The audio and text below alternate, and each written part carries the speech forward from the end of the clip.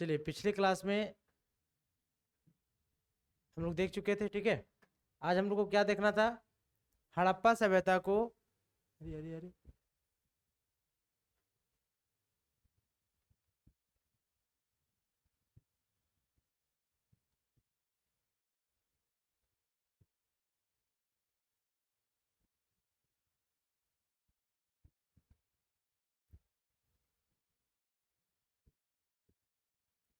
ये देखना था, ठीक है।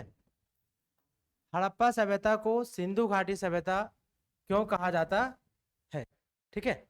अब देखिए क्यों कहा जाता है। इस सभ्यता को सिंधु घाटी सभ्यता इसलिए कहा जाता है क्योंकि यह सभ्यता सिंधु नदी घाटी के आसपास फैली हुई थी। घाटी बोल सकते हैं या सिंधु नदी के तट पर, ठीक है, या उसके इर्द गिर्द फैली हुई थी, ठीक है। यह इलाका उपजाऊ था। हड़प्पा वासी, यहाँ थोड़ा सा मिस्टेक हो गया, ठीक है। हड़प्पा वासी यहाँ पर खेती किया करते थे। अब देखिए क्या हुआ कि जब पिछले भी क्लास में इस पर डिस्कस थोड़ा सा हम लोग किए थे। क्या हुआ कि जब लाहौर से कराची के बीच में रेलवे ट्रैक को बिछाया जा रहा था, ठीक है, उसी समय क्या हुआ कि सबसे पहले कौन सा स्थल की खुदाई की गई थी? हड़प्पा नामक स्थल की खुदाई की गई, ठीक है। और जब हड़प्पा नामक स्थल की खुदाई की गई और अलग अलग समय में जब अलग अलग इतिहासकार फिलोसफरों के देख रेख में दिशा निर्देश में क्या हुआ कि अलग अलग क्षेत्र की खुदाई की गई, है ना।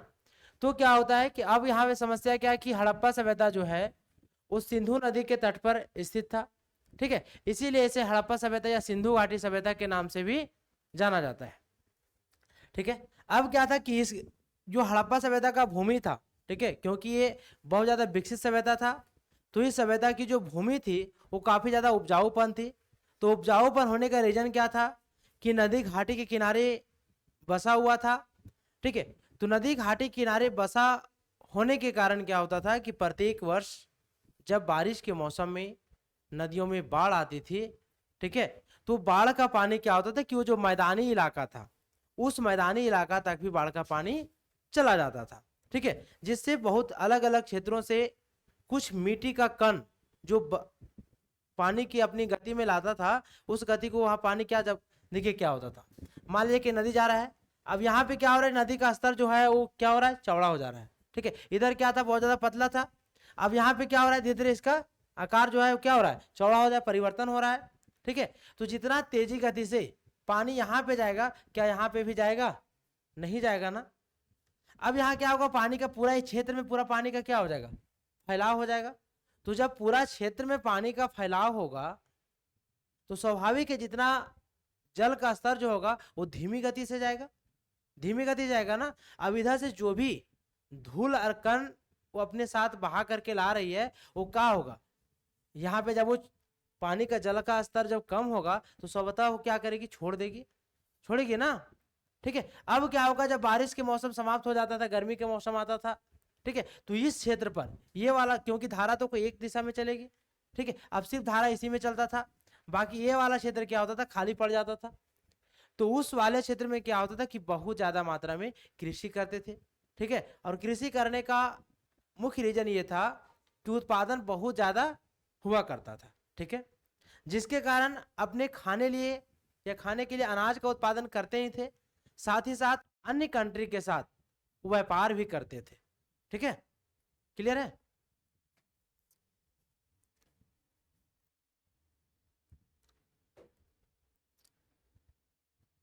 नेक्स्ट देखिए क्या, हड़प्पा सभ्यता की बस्तियां, ठीक है।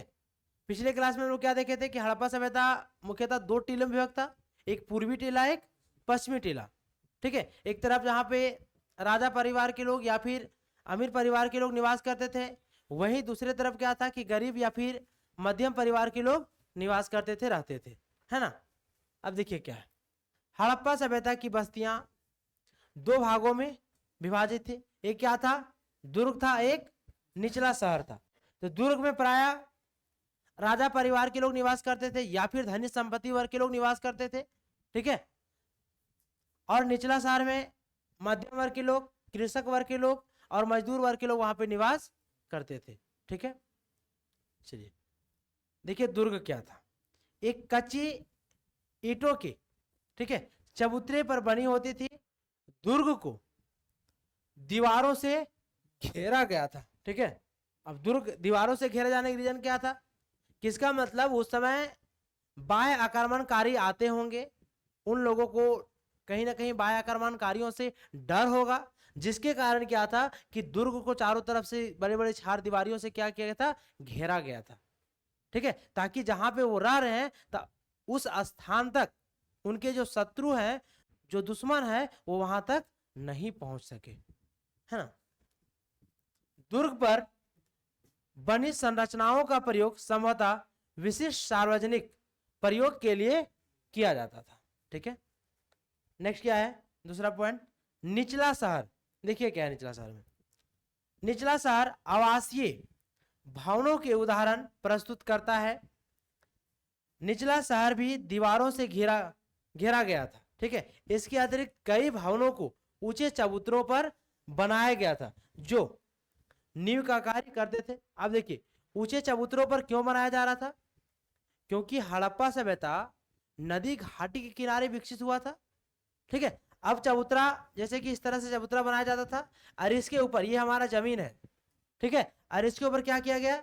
चबूतरा बनाया गया, ठीक है। और इसके ऊपर क्या था कि घर या दुर्ग बनाया जाता था, ठीक है। ऐसा इसलिए किया ताकि यहाँ पे बाढ़ का पानी अगर आ भी जाता, ठीक है, तो उनका जो घर था वो क्या होता? नहीं गिरता, चबूतरा तक ही सीमित रह जाता ना। समझ में आ रहा है? ठीक है। आज भी जनरली लोग घर बनाते हैं, क्या बनाते हैं? सड़क से ऊंचा बनाते हैं, ताकि सड़क का जो भी पानी या नाली का जो भी पानी हो वो क्या हो? घरों में प्रवेश ना कर सके। और सड़क ऊंचा है और हमारा घर क्या नीचा है, तो सड़क का जो भी या नाली का जो भी पानी होगा या गली का, वो सारा पानी कहाँ आ जाएगा? हमारे घरों में आ जाएगा, आएगा ना, ठीक है। चलिए, हाँ, नींव का मतलब उसका निर्माण करना, ठीक है।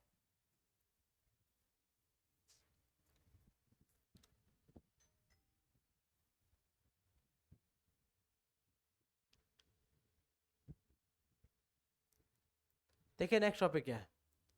हड़प्पा सभ्यता में भवन निर्माण, ठीक है। देखिए इस सभ्यता में मकानों की योजना आंगन पर आधारित थी, ठीक है। जैसे देखिए पहले क्या होता था कि प्रत्येक जब घर लोग बनाते थे तो बीच में आंगन होता था, आंगन देखे है ना, ठीक है। चारों तरफ क्या होता था कि घर बनाया जाता था, कमरा बनाया जाता था, जिस कमरे में चाहे वो अन्नागार हो, स्नानागार हो, उनका बेडरूम हो, जो भी हो, किचन हो, जो भी कुछ होता था, लेकिन बीच में क्या होता था? एक आंगन, हॉल जैसा आंगन रहता था, ठीक है, जिसमें शौचालय, स्नानागार, रसोई घर, रसायन कक्ष आदि के अतिरिक्त अन्य कमरे भी मिले होते थे। लेकिन मुख्यतः जो काम होते तो क्या हम उसको हम लोग क्या बोल सकते हैं? डायरेक्ट आंगन बोल सकते हैं, या आज हम लोग क्या उसको वर्तमान समय में क्या बोलते हैं? हॉल बोलते हैं ना, ठीक है।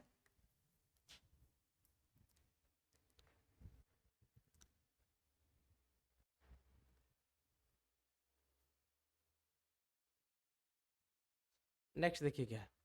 मजबूती के लिए नींव निर्माण की जाती थी। सड़कों के किनारे मकान बने थे जिनसे सुविधा, ठीक है, हवा, सफाई, प्रकाश की पूर्ण व्यवस्था होती थी।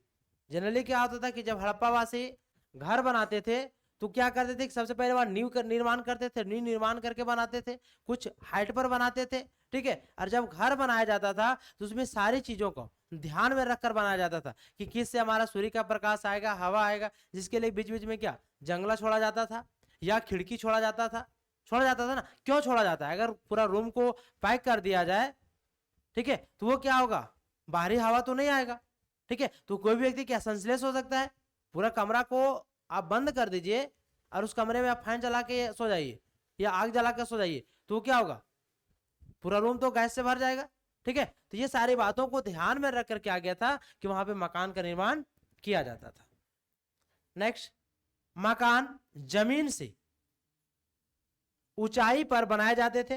तो जमीन से ऊंचाई पर बनाने का रीजन वही था, ठीक है, चाहे वो नाली या गली या वर्षा का पानी, ठीक है, या सड़क का पानी उनके घरों में प्रवेश नहीं कर जाए, ठीक है। इस उद्देश्य को ध्यान में रखकर वो भवन का निर्माण करते थे, ठीक है। मकानों की दरवाजे सड़कों की ओर, ठीक है, खुले रहते थे। ठीक है, अब देखिए मान लिया जाए ये सड़क हुआ, ठीक है, अब इधर अगर इधर दरवाजा हम खोल रहे हैं इस साइड में बाहर बाहर की ओर, तो क्या होगा कि हमारा जो स्पेस हो रहा है वो अंदर की ओर नहीं होगा ना। अगर हम दरवाजा अंदर की ओर खोलते हैं तो दरवाजा खुलने के लिए उतना स्पेस चाहिए हमको, तो उस स्थान को क्या होगा, हमको खाली रखना पड़ेगा। ठीक है, और बाहर की ओर खोलते हैं तो क्या उस स्थान को हमको खाली रखने की आवश्यकता है, नहीं है। मकानों के प्रवेश द्वार मुख्य मार्ग की अपेक्षा गली की ओर खुलता था। ठीक है, अब यहां पे देखिए दो चीज मिला, एक तो गली मिला, एक क्या मुख्य मार्ग मिला। लेकिन जो मुख्य मार्ग होता है जिसको हम राजपथ भी बोल सकते थे, तो राजपथ में जो भी घर बनता था या बना हुआ था, ठीक है, उसका दरवाजा सड़क की ओर ना खुलकर बल्कि कहां खुलता था, अंदर की ओर खुलता था। लेकिन जो घर या जो मकान गली में बना हुआ होता था उसका दरवाजा बाहर की ओर खुलता था। ठीक है, ये चीज ध्यान रखिएगा, जिसके कारण बाहरी हलचल एवं प्रदूषण से सुरक्षित रहा होगा। ठीक है, बाहर हमारे सड़क पे खोल दे, बहुत सारे वाहन आए जाए तो क्या होगा, उससे बहुत सारा हमारा पॉल्यूशन भी आएगा, बहुत सारा गंदगी भी हमारे घर में आएगा। ठीक है, या फिर हो सकता है कि हवा से हमारा दरवाजा हमेशा हिलता रहे। लेकिन जो अगर हम गली में खोल, गली में तो ऐसा बड़ा वाहन तो आती नहीं है। ठीक है,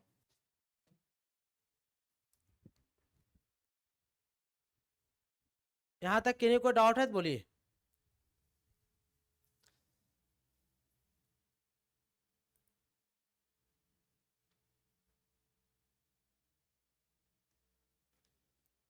किसी को डाउट नहीं ना, चलिए देखिए आगे क्या।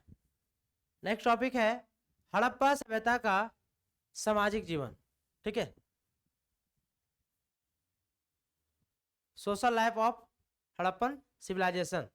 ठीक है, देखिए क्या है, हड़प्पा सभ्यता में परंपरागत परिवार सामाजिक इकाई थी। परंपरागत जो पीढ़ी दर पीढ़ी क्या चलते आ रहा था उसी को परंपरागत बोलते हैं हम लोग। ठीक है, उनका भी सामाजिक जीवन सुखी एवं सुविधापूर्ण था। हड़प्पा सभ्यता का समाज मात्र सत्तात्मक समाज था। अब देखिए मुख्यतः समाज को दो भाग में बांटा गया था, एक मात्र सत्तात्मक समाज और एक पितृ सत्तात्मक समाज होता था। ठीक है, तो मात्र सत्तात्मक समाज में क्या होता था और पितृ सत्तात्मक समाज में क्या होता, ये तो समझना पड़ेगा ना। तो मात्र सत्तात्मक समाज में ये होता था ना कि जब हम लोग देखते हैं क्या कि जब लोग पारिवारिक बंधन में बनते हैं तो एक तरफ से वर होता है, दूसरी तरफ से क्या होती है, वधु। ये दोनों के बीच में जब विवाह होता है, शादी होता है, तो हम लोग जनरली क्या देखते हैं कि वर जो होता है, ठीक है, वो कन्या को कहां ले आता है, अपने यहां ले आता है, ले आता है ना। डायरेक्ट हम लोग लिख सकते हैं लड़का और लड़की। समझिए पहले यहां पे क्या होता है कि सबसे पहले हम लोग समझ लेंगे क्या, मात्र सत्तात्मक परिवार, उसके बाद पितृ सत्तात्मक समझेंगे। ठीक है, इसमें क्या होता था कि लड़का जो होता था, विवाह जब होता था तो लड़का कहां चले जाता था, लड़की के यहां चला जाता था, जिसको आज हम लोग बोलते हैं घर जवाई। ठीक है, और ये लड़का अपने पिता का जो वंश था उस वंश को छोड़ करके बल्कि किसके वंश को बढ़ाता था, लड़की के वंश को बढ़ाता था। ठीक है, क्योंकि लड़का कहां विवाह होने के बाद कहां चला जा रहा है, लड़की के यहां चला जा रहा है। ठीक है, तो वो क्या था, मात्र सत्तात्मक, क्योंकि लड़की की माता का वंश बढ़ रहा है ना कि लड़का का बढ़ रहा है। ठीक है, और पितृ सत्तात्मक में क्या होता था कि लड़की जो होती थी वो विवाह होने के बाद कहां जाती थी, लड़के के यहां चली जाती थी। ठीक है, और जब लड़के के यहां आती थी तो माता का उनका जो भी परिवार या जो वंश होता है उसको तो वहीं पे समाप्त कर देती है ये। ठीक है, और फिर किसके वंश को बढ़ाती है, लड़के के वंश को बढ़ाती है। ठीक है, क्लियर यहां तक। तो मातृ सत्तात्मक और पितृ सत्तात्मक समझ में आया क्या, दोनों में अंतर था, डिफरेंस था। ठीक है, किन्हीं को डाउट, चलिए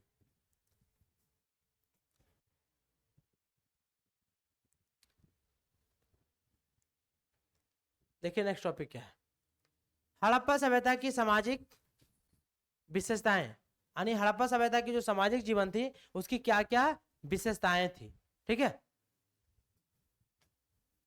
देखिए फर्स्ट पॉइंट में क्या है, हड़प्पा सभ्यता के लोग शाकाहारी एवं मांसाहारी दोनों प्रकार के भोजन करते थे। ठीक है, यानी लोग भोजन करते थे, यानी शाकाहारी और मांसाहारी दोनों प्रकार के भोजन करते थे। जनरली आज भी लोग करते हैं ना। ठीक है, नेक्स्ट सेकंड पॉइंट क्या है, किस सभ्यता के लोग आभूषण के शौकीन थे। ठीक है, यानी हड़प्पा सभ्यता के वासी थे, वो क्या थे, आभूषण के शौकीन थे। अब आभूषण के दोनों वर्ग के लोग शौकीन थे, चाहे वो स्त्री वर्ग के लोग हो चाहे पुरुष वर्ग के लोग हो। जनरली आज आभूषण दोनों वर्ग के लोग सब करते हैं ना धारण। ठीक है, चाहे पुरुष लोग कड़ा पहनते हैं और कुछ पहनते हैं, अंगूठी पहनते हैं, तो क्या होता है कि आभूषण के शौकीन दोनों वर्ग के लोग थे, जिसमें देखिए क्या है, कंठार जो महिलाएं पहनती थी कंठ में, ठीक है, कर्णफूल कान में पहना जाता था, हौसुली हाथ में पहना जाता था यहाँ पे, ठीक है, क्या था, भुजबंद भुजा में यहाँ पे लोग महिलाएं पहनती थी पहले। ठीक है, नेक्स्ट क्या है, कड़ा अंगूठी। ठीक है, कड़ा और अंगूठी जो है वो जनरली पुरुष वर्ग के लोग पहनते थे। ठीक है, नेक्स्ट क्या था, कमरधनी। कमरधनी जो था वो कमर में पहना जाता था, इत्यादि आभूषणों का प्रयोग किया जाता था। ठीक है,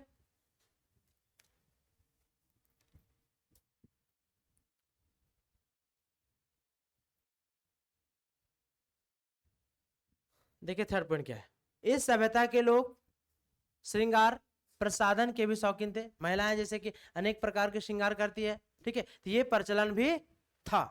ठीक है, चलिए नेक्स्ट है, इस सभ्यता के लोग, अच्छा ये तो हो गया था ना, रिपीट हो गया है।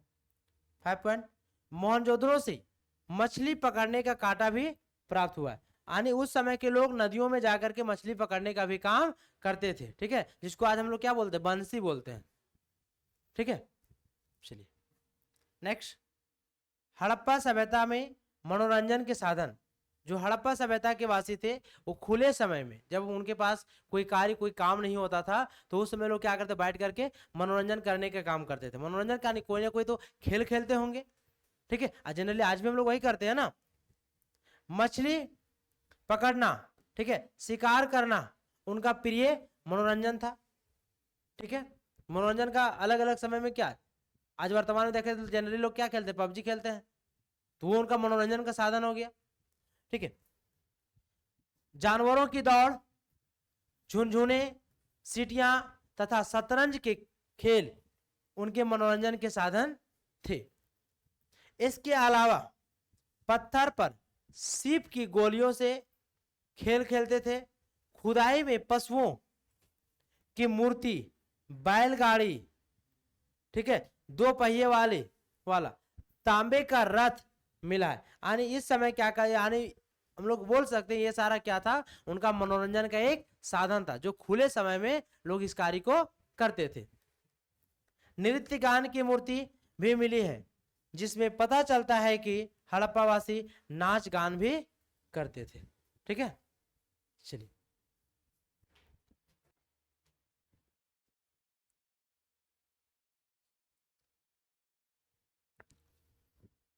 नेक्स्ट टॉपिक है पूर्ण स्वाधान। ठीक है, देखिए क्या है पूर्ण स्वाधान, शव को उत्तर से लेकर दक्षिण की ओर दफनाया जाता था। ठीक है, जनरली सबको इस तरह दफनाया जाता है, उत्तर और दक्षिण। ठीक है, चाहे वो जिस भी धर्म से हो। नोट में देखिए क्या है, हड़प्पा में एक कब्र ऐसी मिली है जिसे दक्षिण से उत्तर की ओर, ठीक है, दफनाया गया है। लेकिन जनरली कैसे दफनाया जाता था, उत्तर से दक्षिण, लेकिन यहाँ क्या मिला है, दक्षिण से उत्तर। माथा हमारा किधर होता है, हमेशा जनरली के दक्षिण की ओर होता है, सॉरी उत्तर की ओर होता है ना, उत्तर की ओर होता है जनरली, इधर होता है। ठीक है, लेकिन एक कब्र मिला जहां पे माथा किस ओर है, इस ओर था। ठीक है, लोथल में पूर्व से पश्चिम की ओर दफनाने का अवशेष मिलता है तथा शव करवट के रूप में है। ठीक है, कुछ शव जनरली शव को दफनाने के लिए क्या करते हैं, लोग सीधे जाकर दफनाते हैं, लेकिन कुछ स्थानों पे क्या था कि शव को थोड़ा सा करवट करके दफनाया गया था। यहां तक ये भी अवशेष मिला है कि वो जिन भी वस्तुओं का उपयोग करते थे, ठीक है, वे सारे वस्तुओं को भी उनके साथ में दफनाया जाता था। जहां तक कि बहुत जगह खुदाई से ये भी अवशेष मिला है कि लोग अगर बहुत ज्यादा कुत्ता पालने के शौकीन थे, अगर उनके मालिक का डेथ हो जाता था तो उनके साथ उनके कुत्ता को भी दफना दिया जाता था। ठीक है,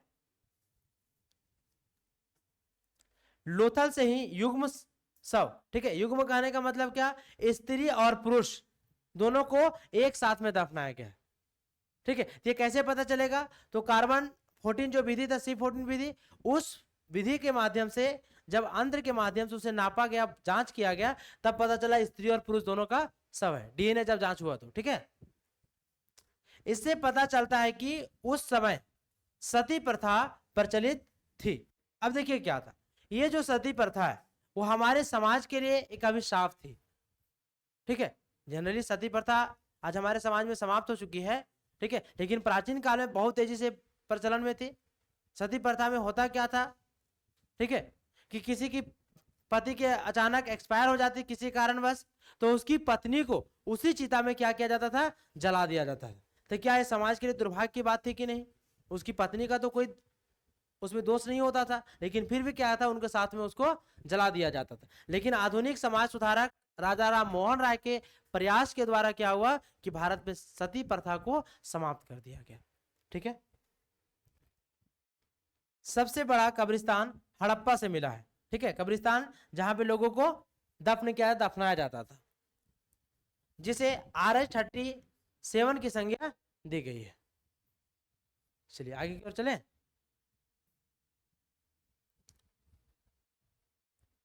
देखिए इस तरीके से क्या है कि बॉडी को जो है वो दफनाया जाता था, ठीक है। देख रहे ना किस तरीके से कंकाल मिला है।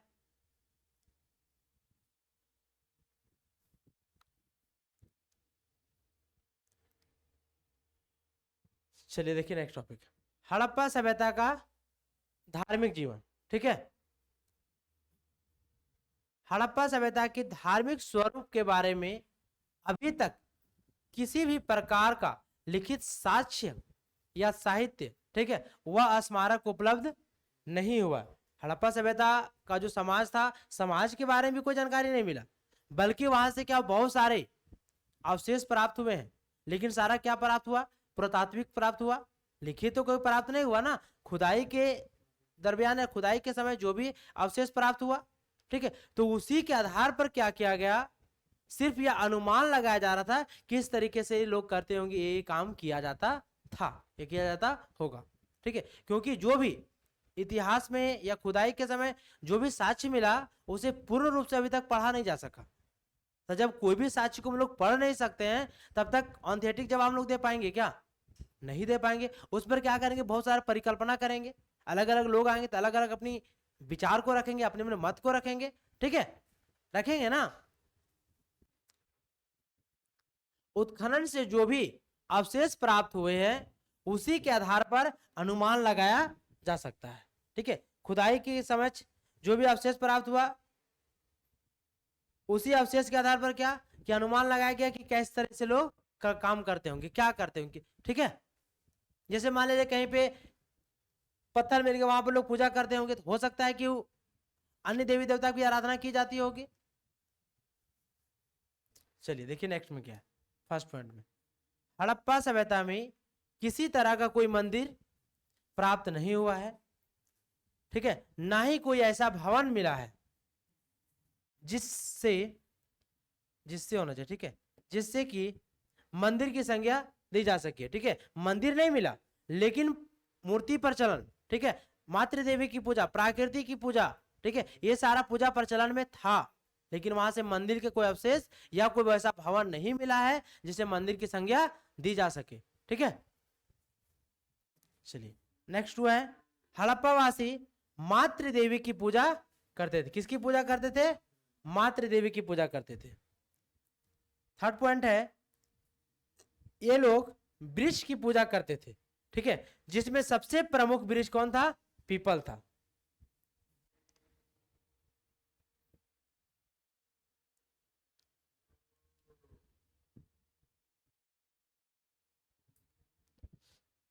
देखिए क्या, फोर्थ में कालीबंगा, कालीबंगा एवं लोथल से ईंटों की बनी वेदी मिली है। वेदी मतलब लोग यज्ञ करते थे, वहां से वेदिका का बहुत सारा साक्ष्य मिला है, जैसे स्वास्तिक चिन्ह भी हम लोग देख चुके थे, ठीक है। जो अग्नि पूजा का साक्षी है, कालीबंगा के हवन कुंड से यज्ञ का भी साक्ष्य मिला है। यानी उस समय लोग यज्ञ करते थे, तो यज्ञ करने के बाद हवन करने का भी काम करते थे। ठीक है, ये साक्ष्य कहां से मिला है? कालीबंगा समय प्राप्त हुआ है। नेक्स्ट 5 नंबर पॉइंट है, हड़प्पा सभ्यता से लिंग पूजा का भी संकेत मिलता है। ठीक है, यानी शिवलिंग, लिंग का जो पूजा होता है, उस लिंग पूजा का भी उल्लेख कहीं ना कहीं मिलता है। शिवलिंग,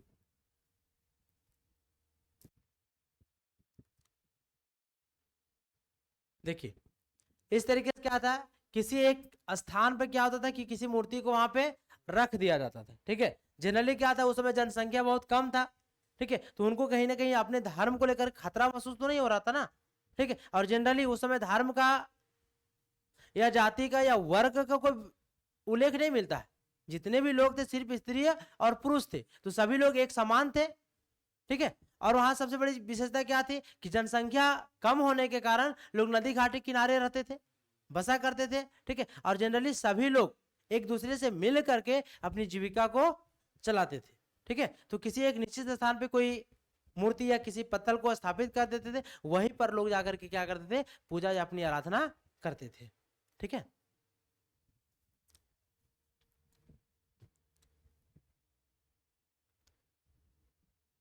देखिए नेक्स्ट पॉइंट क्या है, हड़प्पा सभ्यता का आर्थिक जीवन। जो हड़प्पा सभ्यता था उसका क्या है, आर्थिक जीवन देखना है।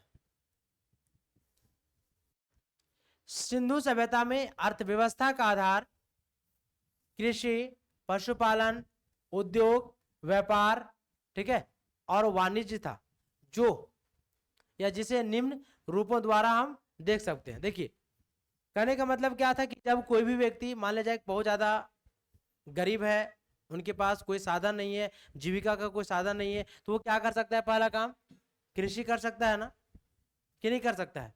कृषि करेगा तो उनको खाने के लिए जो अनाज की आवश्यकता है वो अनाज उनको मिल जाएगा, और अपने यानी उपभोग से ज्यादा, जरूरत से ज्यादा अगर वो उत्पादन करता है तो वो क्या करेगा, बाजारों में बेचेगा, तो उससे उसके पास क्या होगा, इनकम बढ़ेगा, पैसा आएगा, हो आएगा ना पैसा। तो जब उनके पास पैसा आएगा या इनकम बढ़ेगा, तो उस पैसा से वो क्या करेगा, अपनी अन्य जरूरतों को पूरा करेगा। ठीक है, पहला तो कृषि हो गया। दूसरा क्या करेगा, पशुपालन कर सकते हैं हम लोग, मवेशियों को पाल सकते हैं, जैसे गाय, बकरी, भैंस, सुअर, मुर्गी, कुछ भी पाल सकते हैं हम लोग, है ना। तो जब पालेंगे तो क्या उसको सिर्फ अपने यूज के लिए पालेंगे, बल्कि उसको क्या करेंगे, ज्यादा होगा तो बाजारों में बेचेंगे भी, तो उससे भी हमारा पैसा आएगा। ठीक है, क्या है, उद्योग है, बहुत सारा उद्योग, जैसे कि कुछ हम लोग घरेलू उद्योग खोल दें, जैसे झाड़ू बनाने का, महिलाएं बैठ करके चटाई बनाती थी। ठीक है, तो ये सारा उद्योग क्या खोल दिया गया। ठीक है, अब क्या होगा, जनरली सभी का हम लोग क्या करेंगे, व्यापार या वाणिज्य करेंगे, बेचेंगे, जाकर ट्रेड करेंगे। ठीक है, तो जब बेचेंगे तो उससे क्या होगा, हमारे पास आय आएगा ना, इनकम आएगा ना, कि नहीं आएगा, आएगा ना। देखिए आए क्या, फर्स्ट पॉइंट में क्या है, कृषि, एग्रीकल्चर। देखिए सिंधु सभ्यता के निवासियों का मुख्य व्यवसाय कृषि था। अब मुख्य व्यवसाय कृषि क्यों था, तो मुख्य व्यवसाय कृषि इसलिए था क्योंकि वो सिंधु नदी के तट पर स्थित थे, नदी घाटी के किनारे बसे हुए थे, तो उनको पानी की किसी प्रकार कोई तकलीफ नहीं था।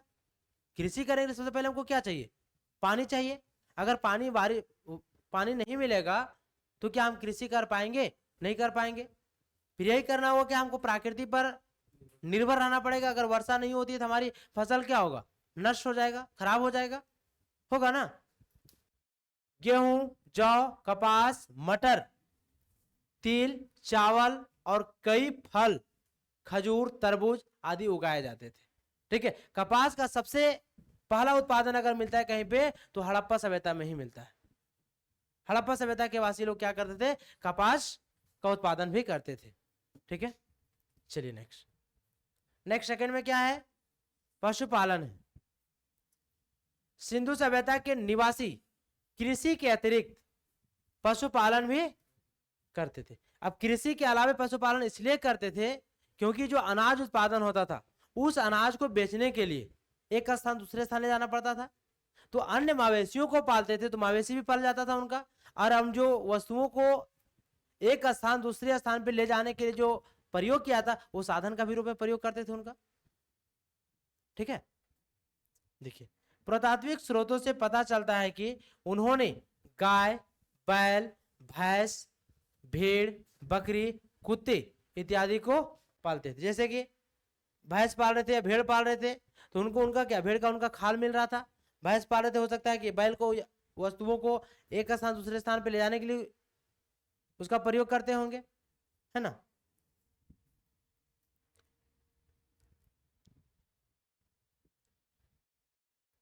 नेक्स्ट क्या है, थर्ड पॉइंट, कपड़े बुनना।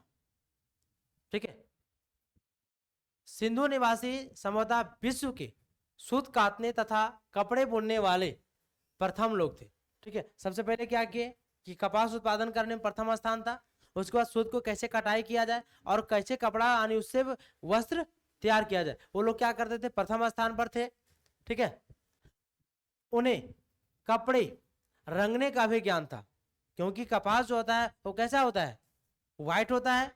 अच्छा, अलग अलग कलरफुल जो हम लोग कपड़ा पहनते हैं वो क्या, उसमें रंगाई किया जाता है नील से। ठीक है, सूती तथा गरम दोनों प्रकार के कपड़े तैयार किए जाते थे। अब गरम कपड़ा जो था, लोग क्या पाल रहे थे, गधा पाल रहे थे, भेड़ पाल रहे थे। जनरली भेड़ का उसका प्रयोग करते थे ना, तो भेड़ से क्या होता था कि जो भी उनका खाल मिलता था उससे वो गरम कपड़ा तैयार करते थे। नेक्स्ट 4 नंबर क्या है, उद्योग धंधे। कृषि तथा पशुपालन के अतिरिक्त विभिन्न प्रकार के उद्योग धंधे थे। जैसे कुम्हार मिट्टी के बर्तन बनाते थे, चाक की सहायता से क्या करते थे, मिट्टी का बर्तन वो बनाते थे। ठीक है, एवं अनेक घरेलू उपकरण बनाए जाते थे। ठीक है, व्यापार एवं वाणिज्य, कृषि पशुपालन उद्योग धंधों के साथ साथ सिंधु निवासियों की व्यापार तथा वाणिज्य में काफी रुचि थी। ठीक है, रुचि इसलिए था कि वो अलग अलग क्षेत्र के साथ जाकर व्यापार करते थे, तो अलग अलग वस्तुओं का भी आयात और निर्यात होता था। जो वस्तु सिंधु सभ्यता में उत्पादन नहीं किया जाता था वो अलग अलग कंट्री से क्या होता था, जैसे कि फारस हो गया, अलग कंट्री से मंगाते थे। ठीक है, सिंधु निवासी आंतरिक एवं बाह्य दोनों ही व्यापार काफी उन्नति से करते थे। आंतरिक व्यापार वैसे व्यापार को कहा जाता है जो व्यापार किसी देश की सीमा के अंदर किया जाता है, उसको आंतरिक व्यापार कहते हैं हम लोग। और बाह्य व्यापार कि देश की सीमा को पार करके जो व्यापार किया जाता है उसको लोग बाह्य व्यापार कहते हैं। इस सभ्यता के प्रमुख स्थल हड़प्पा एवं मोहनजोदड़ो ही व्यापार के लिए प्रसिद्ध केंद्र था। ठीक है, और हड़प्पा और मोहनजोदड़ो को हड़प्पा सभ्यता की जुड़वा राजधानी भी कहा जाता है। ठीक है, जनरली यहां से व्यापार होता था, लेकिन मुख्यतः जो बंदरगाह का साक्ष्य मिला है, गोदीवाड़ा का जो साक्ष्य मिला है, कहां से मिला है, लोथल से मिला है। ठीक है, यानी अदर कंट्री जो ट्रांसपोर्ट करने का काम होता था, ठीक है, वो ज्यादातर नाव से करते थे, तो वो कहां से करते थे, लोथल से करते थे। दोनों के बीच, किसके बीच, हड़प्पा सभ्यता और मोहनजोदड़ो दोनों के बीच की दूरी 483 किलोमीटर थी, किंतु परस्पर व्यापारिक मार्ग द्वारा जुड़े हुए थे। किसकी दूरी था 483 किलोमीटर, हड़प्पा और मोहनजोदड़ो की दूरी, लेकिन फिर भी दोनों क्षेत्रों के बीच में लोग परस्पर व्यापार करते रहते थे। व्यापार प्रमुखता जल मार्ग द्वारा होता था। ठीक है, किंतु थल मार्गों से भी वे परिचित थे। जल मार्ग कहने का मतलब क्या कि हम लोग नाव के माध्यम से बोल सकते हैं, और जल मार्ग से व्यापार करने में उन्हें काफी कम खर्च पड़ती थी। ठीक है, कम खर्च इसलिए पड़ती थी, एक बार नाव बना दिया जाए तो सिर्फ हमारा एनर्जी लग रहा है, हमारा मेहनत लग रहा है ना। लेकिन अगर अब क्या था, दूसरी बात यह भी था कि जल मार्ग से व्यापार वे लोग इसलिए अधिक करना पसंद करते थे ना, कि जैसे कि बहुत सारे लुटेरे लोग होते हैं, तो समुद्र में कौन लूटने के लिए आपको जाएगा, कोई तो जाएगा, कम मात्रा में होगा। ठीक है, लेकिन क्या था कि जब सड़क मार्ग से व्यापार करते थे, स्थल मार्ग से व्यापार करते थे, तो बहुत सारे लुटेरों का डर होता था, उनकी वस्तुओं को लूट लेते थे भी जंगल में। ठीक है, सिक्कों का प्रचलन ना होने के कारण संभवतः वस्तु विनिमय के माध्यम से व्यापार होता था। ठीक है, आज तो मुद्रा विनिमय हमारे पास है। वस्तु विनिमय वैसे वस्तु विनिमय को कहा जाता है कि वस्तु के बदले वस्तु का आदान प्रदान करना। जैसे कि हमारे पास क्या है, मान लीजिए हमारे पास चावल है और हमको गेहूं का जरूरत है, तो हमको वैसे व्यक्ति को ढूंढना पड़ेगा कि जिस व्यक्ति के पास गेहूं में उसके चावल की आवश्यकता है, तो वैसे व्यक्ति को ढूंढने में क्या था कि काफी कठिनाइयों का सामना करना पड़ता था ना। लेकिन आज क्या है कि मुद्रा विनिमय है, तो मुद्रा विनिमय के माध्यम से हम लोग क्या करते हैं कि किसी भी दुकान में गए, वहां से हम लोग क्या अपनी राशन को उठाकर लेकर आ गए, तो हम लोग को किसी वेट करने की जरूरत नहीं है, किसी व्यक्ति को ढूंढने की जरूरत तो नहीं है। ठीक है,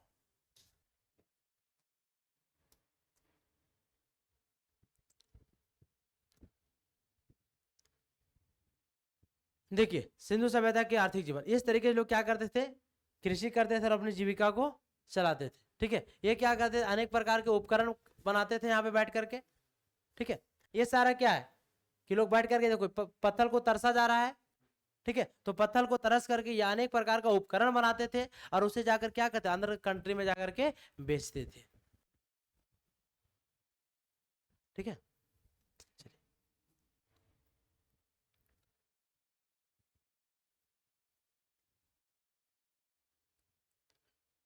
इसको देख लेते हैं हम लोग।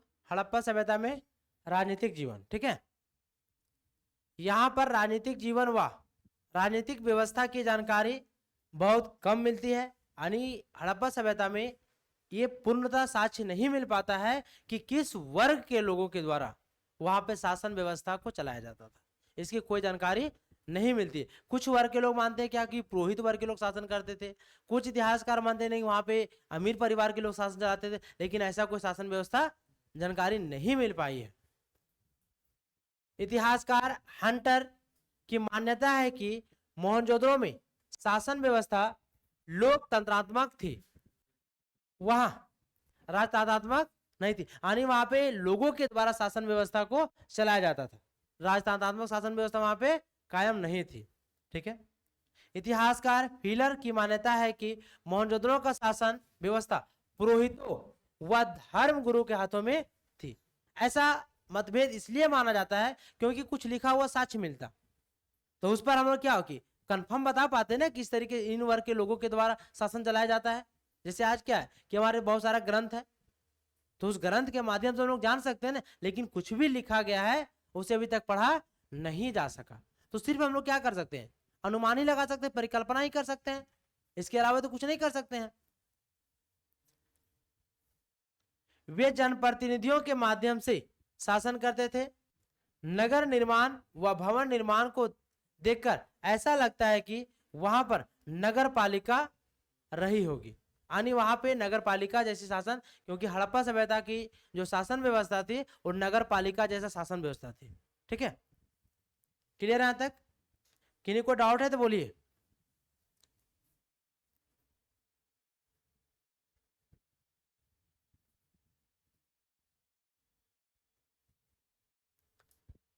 चलिए नेक्स्ट क्लास में हम लोग देखेंगे हड़प्पा सभ्यता में कला का विकास, कि हड़प्पा सभ्यता में कला का विकास कैसे हुआ, किस प्रकार से हुआ। ठीक है, यहां तक किन्हीं को कंफ्यूजन है तो बोलिए। ऑनलाइन में किन्हीं को